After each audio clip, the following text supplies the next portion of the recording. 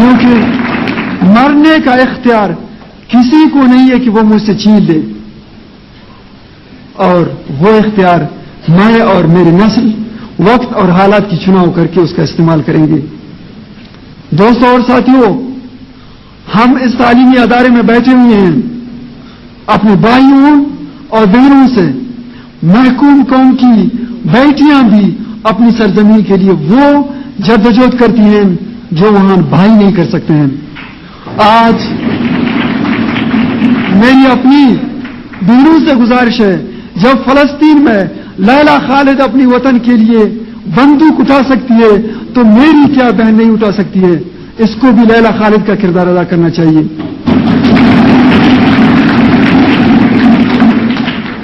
اگر بلوچستان ہندوستان پر رضیہ سلطانہ حکمرانی کر سکتی ہے، آئرن لیڈی مارگریٹ تھیچر انگلستان پر حکمرانی کر سکتی ہے، اگر ٹرانسویشن ترکی پر حکمرانی کر سکتی ہے، اندرا گاندھی ایک جنگ جیتی ہے پاکستان سے ہندوستان میں، کیا میری بہن میں وہ ٹیلنٹ اور صلاحیت نہیں ہے؟ وہ کیوں ایک محکوم ہوتے ہوئے اپنا کردار ادا نہیں کرتی؟ اس کو ادا کرنا چاہیے، کیونکہ تاریخ کا تقاضا ہے۔ یہ نہیں کہ تاریخ مردوں کے لیے لکھی جاتی ہے، تاریخ اس قوم میں مرد اور زن دونوں شامل ہے، بہن اور بھائی سب شامل ہیں، اپنی وطن اور اپنی سرزمین کے لیے اور غلامی کے خلاف دونوں کو اس غلامی کے خلاف لڑنی چاہیے۔ دوستوں اور ساتھیوں، ہم اب کس کو اپنا راشون منتخب کریں؟ اب ہم کس کو اپنا نجات دہندہ؟ کچھ دنوں سے یہ آ رہی ہے کہ جی بلوچستان میں آل پارٹیز کانفرنس بلایا جائے یا آل بلوچ کانفرنس بلایا جائے، بلوچ کی غلامی سے چھٹکارا پائے گا۔ میں کہتا ہوں یہ تو ہم آج بلوچ پارٹیز کانفرنس یا آل بلوچ کانفرنس کی بات کر رہے ہیں، یقین جانیے یہ گلیمر سے کچھ نہیں ہے۔ انٹرنیشنل میڈیا میں اپنے آپ کو ریکگنائز کرانے، انڈیویجول ریکگنائزیشن کے سوا کچھ نہیں۔ اس سے زیادہ تنومند، اس سے زیادہ گرجدار، اس سے زیادہ باہمت بلوچ کانفرنس 1928 اور 1932 میں ہوئی غالباً۔ اگر وہ بلوچ کانفرنس کے بعد بلوچوں کی سرزمین عملاً 3 حصوں میں تقسیم ہوئی تو یہ بلوچ کانفرنس کیا کرے گی؟ ایک طرف تو مسجد کو دیکھا تو سر سجدے پر، دوسری طرف میخانے کو دیکھا تو شراب پینے چلا گیا۔ بلوچی میں آئے تو جی یہی کہ ہم بلوچ نیشنلسٹ ہیں، ذرا اسلام آباد کے ایئر کنڈیشن روم میں چلے گئے، وہاں جب فلے کارز اسکارٹ کرتے ہیں ہمارے رہنماؤں کو تو ادھر اس ڈکٹیٹر کی تابعداری کی جاتی ہے جو بلوچ قوم کو غلام رکھا ہوا ہے۔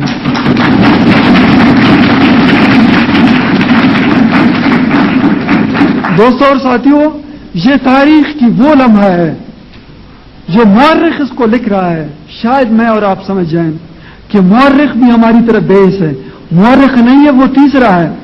اگر لانگ ورتھ ڈیمز بلوچستان کی پوئٹری کو لکھ سکتی ہے، گبنز بلوچستان کی تاریخ کو لکھ سکتا ہے، ارنوڈوٹس بلوچستان کے متعلق لب کشائی کرتی ہے، شاہ کے پہلو میں بیٹھے ہوئے شاعر فردوسی بلوچستان کے متعلق کچھ لکھ سکتا ہے، کیا آج کے جدید دور میں مورخ اتنا اندھا، گونگا اور بہرا ہے؟ وہ ایسا نہیں ہے۔ وہ لکھ رہا ہے مجھے اور آپ کو، کیا کہہ رہا ہے؟ وہ کہتا ہے کہ یہ ایسے مجسم کی ہیں، ایسے مجسم کی حیثیت بلوچستان کی اس نسل کی ہے کہ جس نے اپنی ساری افعالی قوت کھو بیٹھی ہے، اپاہج ہے، مفلوج ہے، پیرالائز ہے۔ لیکن میں کہتا ہوں کہ آج جو نعرے ہیں، آج شہیدوں کی جو تصویر ہے، جو مادر وطن کی جو نقشہ ہے، میرا ایمان ہے کیونکہ قوم میں ہر نسل اپنا ہیرو خود پیدا کرتا ہے، ہر زمانہ اپنا لیڈر خود چنتا ہے، اور آج بھی بلوچ اپنی لیڈر کا تعین کر چکا ہے، شاید لوگوں کو نظر نہیں آ رہا ہے۔ اس نے کہا کہ جی میری لیڈر وہ ہے جس کی کریکٹر اچھی ہو، جو عملاً ہو، ایسا نہ ہو کہ قومیت کی خودارادیت کی بات کرے اور جائے پارلیمنٹ میں. اگر قومیت کی خودارادیت کے لیے اگر پارلیمنٹ میں جانا پڑتا تو جموں کشمیر میں چلی جاتے. اگر حق حاکمیت کے لیے پارلیمنٹ میں جاتا اس وقت یاسر عرفات اسرائیل کی پارلیمنٹ میں کسی اعلیٰ عہدے پر فائز ہوتا اور نائب وزیر اعظم ہوتا. اگر قومی حق حاکمیت کے لیے پارلیمنٹ کا حصہ بننا ہوتا تو شمالی آئرلینڈ کے لوگ اس وقت برطانیہ کے پارلیمنٹ میں کسی وزیر اور وزیر کے عہدے پر ہوتے. اگر اس طرح ہوتا کیونکہ کوئی دنیا و معیشت سے بے خبر اپنی سرزمین کی فکر میں غلطان جہد عمل میں مصروف کوئی کامل اس وقت سنبھالا اکثریت کے پارلیمنٹ میں ہوتا. دنیا یہ کہہ رہی ہے کہ جو کچھ کہہ رہے ہیں یہ جو ہمارے حاکم ہمارے لیڈر یہ ڈبل اسٹینڈرڈ ہے, دو غلاپن ہے. دو غلاپن کی عمر زیادہ نہیں ہوتی ہے. شاید بلوچستان میں ایک دہائی گزر چکی ہے اس دو غلاپن کی, آج ایکسپوز ہیں. سب سے بڑی پارٹیوں کی جو ہم کہتے ہیں ہمارے اداروں میں کہتے ہیں کہ جی یہ ہمارے پاکٹ آرگنائزیشن ہیں, کہتے ہیں کہ جی نوجوانوں نے کب اپنے آزاد فیصلے کیے ہیں. میں کہتا ہوں کہ تاریخ سے آپ سیکھ لیں اللہ کے بندے. لاطینی امریکہ کنٹیننٹ میں کیا ادھر کی جو جدوجہد آجون کی ہوئی کیا وہ ایسے مسلم بتاستہ کی مصلحت پسند قیادت سے یا پیراگوا چلی اور ارجنٹائن کی اس ڈکٹیٹرشپ سے پوچھی گئی یا اس وقت کی قیادت سے پوچھی گئی. اس وقت بھی جدوجہد کے علم بردار نوجوان تھے جنہوں نے بغاوت کیا تھا ایسے مصلحت پسند قیادت سے. کیا میں کہتا ہوں بلوچ مان آج بھی بانج نہیں ہے اور بلوچ دھرتی زرخیز ہے اور بلوچ نوجوان آج اتنی بحث نہیں ہو چکی ہے جتنا ہم محسوس کر رہے ہیں. دوستوں اور ساتھیوں, ایک ہی راستہ ہے جو ہمارے دنیا بت بنی ہوئی بلوچستان میں جو اپنے آپ کو کہتے ہیں کہ قداور لیڈر تنقید ان کے لیے ایک ظاہر قاتل ہے. ان کی کردار کے متعلق لب کشائی کرنا میرے خیال میں سزائے موت سے بھی بدتر ہے.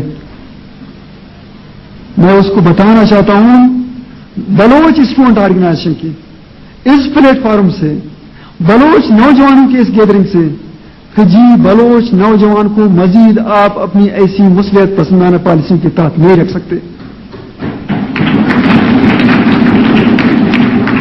ہوں گے آپ کے پاس, بے شک ہوں گے آپ کے پاس کچھ لوگ آپ کی تابع داری کریں گے, وہ اس لیے نہیں کہ آپ اچھے ہیں, اس لیے کہ جو مرات آپ شیئر کرتے ہیں وہ مرات اچھے ہیں. آپ کے ساتھ آپ کی گن گائیں گے, آپ کی تعریف کریں گے. کچھ ہمارے دوست آج کل جنرل پرویز مشرف کی بھی تعریفیں کرنے لگے ہیں کہ جی اس کی تو نظریہ بہت آئیڈیلسٹک ہے. جنرل پرویز مشرف اقتدار کی خاطر جنرل محمود اور جنرل عثمانی کو برداشت نہیں کرتے ہیں. آپ کون ہوتے ہیں ایک مظلوم جو آپ کو برداشت کرے؟ وہ صرف آپ کی قوم کو برداشت نہیں کر رہا ہے بلکہ آپ کو مراد دے رہا ہے اور آپ کو ایکوموڈیٹ کر رہا ہے. اگر آپ اسی ایکوموڈیشن پر خوش ہیں تو پھر آپ کو مبارک.